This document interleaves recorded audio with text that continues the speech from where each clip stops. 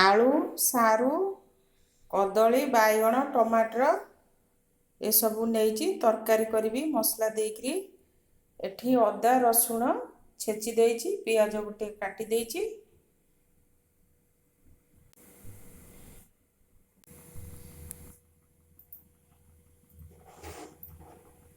कड़ई भल भाव गरम हो जाइछि मु तेल पकई दउछि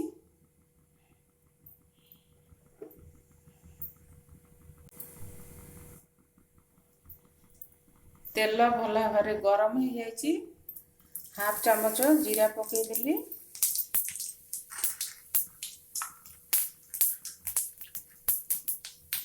गोटाए पियाज काटिकी रखिथिली पकईदेली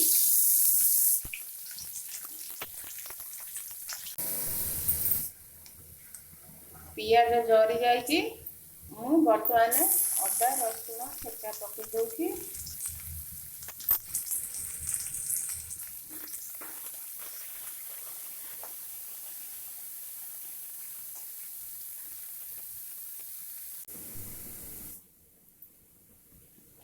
हलदी जीरा पाउडर लंका पाउडर धनिया पाउडर स्वाद अनुसार लुण ए सब को पानी रे भिजई दउजी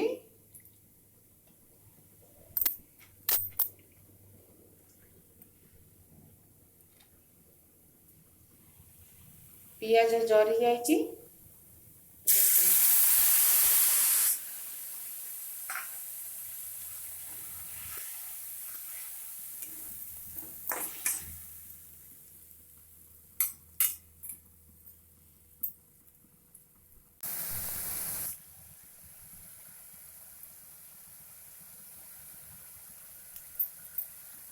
मसला भल भाव कषि हो जाइछि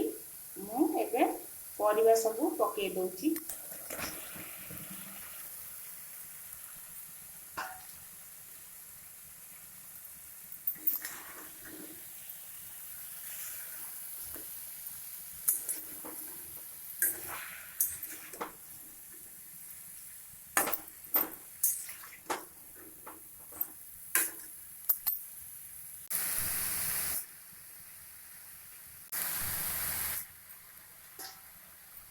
प्लेट घोड़े दउछि 5 मिनट भल भाव कषि परिबा सब भल भाव सीझी जाइछि देखंतु पूरा नरम हो जाउछि पूरा मिलई जाउछि सीझी जाइछि किंतु झोल पाई हाफ चामच पानी मु दे दउछि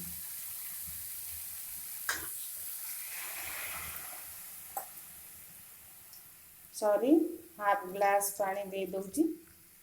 खाली झोल पाई परिबा सब कषि कषि के सीझी जाइछि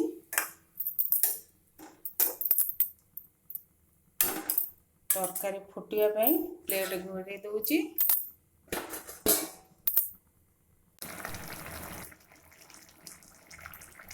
तरकारी केमती कलर हो जाइछि देखंतु आ भल भाव सीझी जाइछि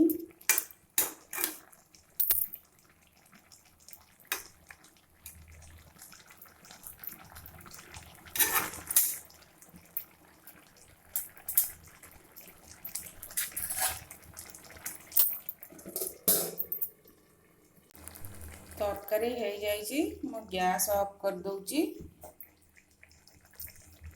बर्तमान प्लेट को काढ़ी दउछि